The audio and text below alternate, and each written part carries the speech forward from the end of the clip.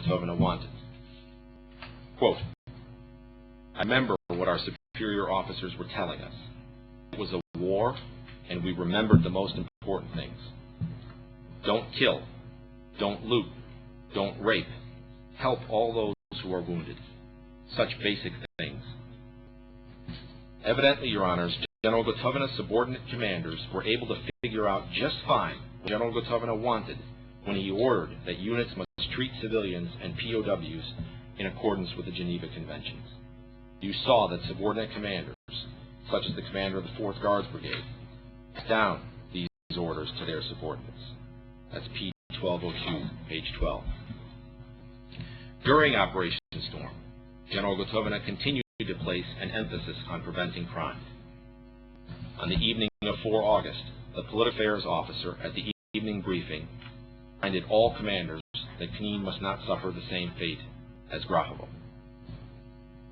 On the morning of 5 August, General Gotovine personally ordered, quote, maximum fairness towards civilians and the UN, close quote, in all operative groups and to all commanders, as his forces were about to enter populated areas such as Knine.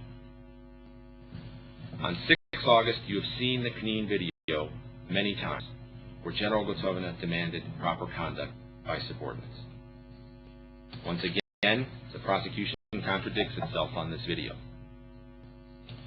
First, it claims, in paragraph 166, towards the bottom, as Čermák observed, Gotovine was not upset about the crimes and what the military had done.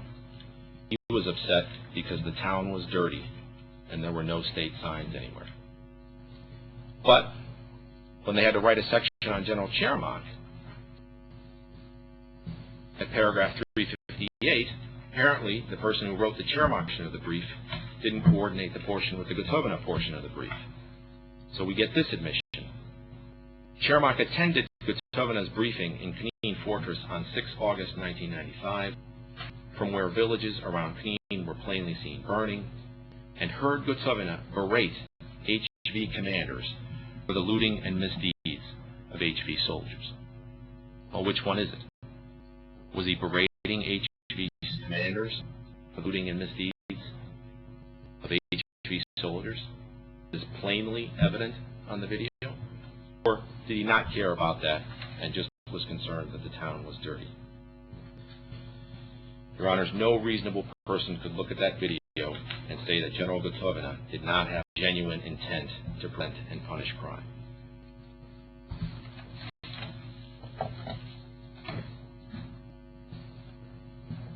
On the 10th of August, General Gotovine issued D-204. You can see this on sanction, please.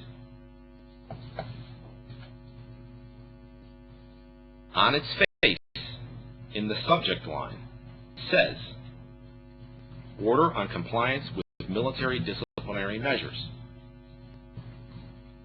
In point 1, actually in the introduction, it says it's being issued in order to prevent theft of property, undisciplined conduct, and to save human lives. Contrary to the prosecution's claim that General Gotovine issued this order pursuant to an order from General Chervenko, you will see that nothing in the introduction indicates as such. And you've seen many orders where the court can confirm the standard procedure was to refer to superior order if in fact someone was acting pursuant to it. In point 1, General Gotovine prohibits arbitrary movement of HV members in the liberated areas without the knowledge of superior commanders. If we go to paragraph 2, he says, take all necessary measures and fully engage in the implementation of the military disciplinary conduct and the maintenance of order in the area of responsibility, prevent arson and all other illegal acts. Take resolute measures against anybody who conducts himself in an undisciplined manner. You've seen P918, which we saw earlier this morning.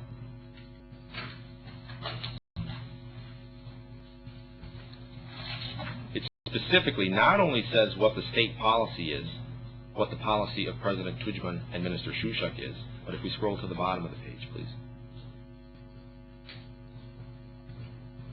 In bold, in cooperation with the Information and Security Service, that would be the SIS, and the military police, take repressive measures and launch disciplinary proceedings against those who do not abide by the instructions. Despite this, the prosecution in paragraph 221 of its brief says, quote, Gotovine did not consider his subordinates' crimes against Serbs and their property to constitute a problem of military discipline. At paragraph 223, they say, Gotovine's orders contain no explicit instructions to his subordinates to impose disciplinary measures to address indictment crime. Well, Your Honors, the only way anyone could conclude that is if you choose to ignore D-204 and P-918. Is this the only reasonable explanation of the evidence, which is the prosecution's burden of proof? Moreover, they never put this interpretation to General Jones when they had a Rule 90H obligation to do so. With respect to demobilization, Your Honors, it is absolutely clear that General Lausich testified that the most effective disciplinary measure available was demobilization. P2159, paragraphs 191 and 211.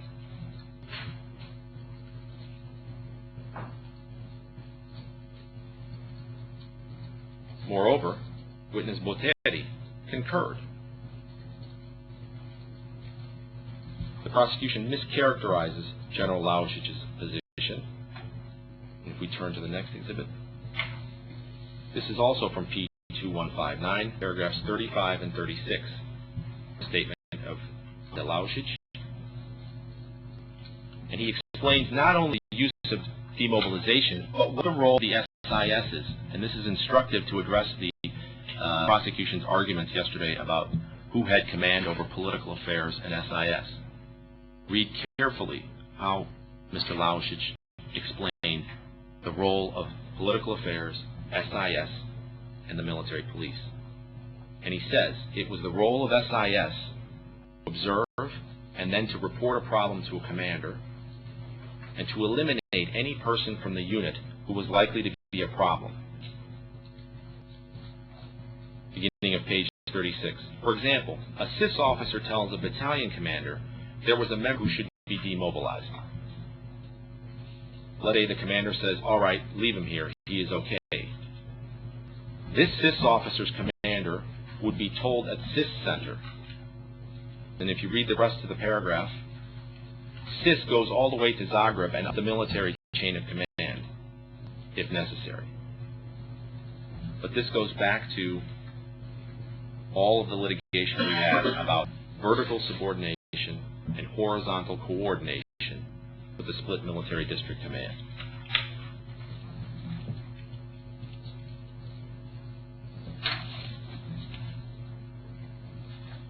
The prosecution nevertheless insists that demobilization, quote, was an attempt by Gotovine and his subordinate commanders to absolve themselves of responsibility for criminal elements within the HB.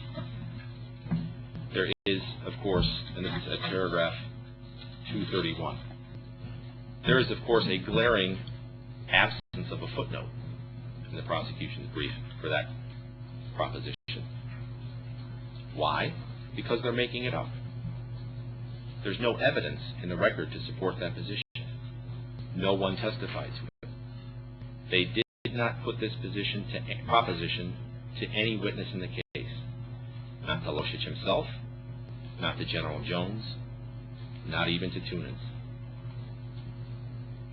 Indeed, what you are offered on the issue of demobilization is the opinion of prosecution trial counsel.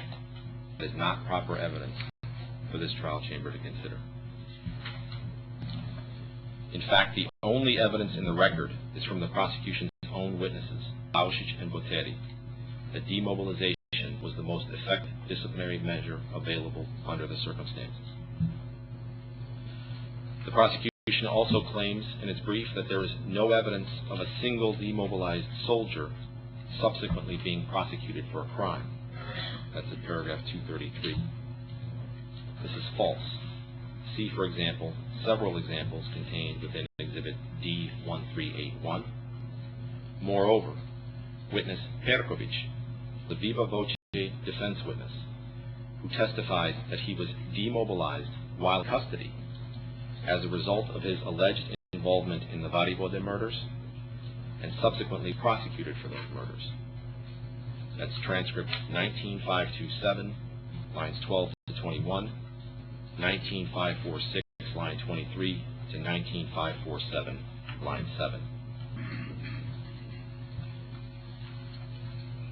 The prosecution claims in paragraph 155 of their brief, and argued again yesterday, that General Gotovine ordered no reporting or monitoring of his orders to prevent and punish crime. We're told yesterday General Gotovine, quote, expected his orders to fail, and when they did, he did not want to know about it. Close quote. In fact, as the prosecution is very well aware, and which they implicitly admitted at the end of their argument yesterday, General Gotovine didn't have to issue a separate order to report on the implementation of these orders, because that was already the job of political affairs and SIS. And in fact, they did report back to General Gotovine on the implementation of those orders. We have those reports in evidence. D984, D810, P1133, P1134.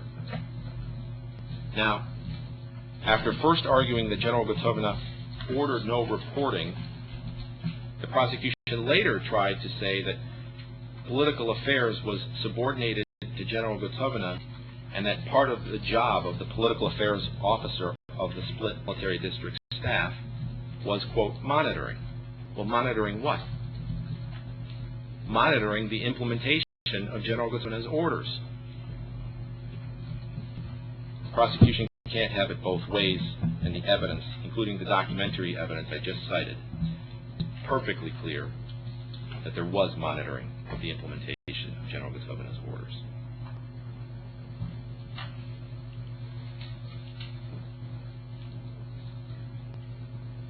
We also saw at nightly briefings that MPs would advise there was a problem in the chain of command. That's P71, page 116. We also saw commanders reporting problems at the nightly briefings. P71 again, page 116. And we saw that every single time that a problem was reported back to General Gotovine took action. The prosecution cannot keep its story straight as to whether General Gotovine was issuing effective orders or ineffective orders. The prosecution's positions depend solely on the context, whether General Gotovine would in the context be more discredited by saying that his orders were effective or by saying his orders were ineffective. For example, the prosecution's argument rests on arguing that General Gotovine's artillery order was effective, his orders to protect the UN were effective, paragraph 17. His orders to not hit the UNCRO camp were effective. And as I just showed you a few moments ago at paragraph 156 and 157, they argue that General Gotovine's orders to protect populated areas from burning were effective.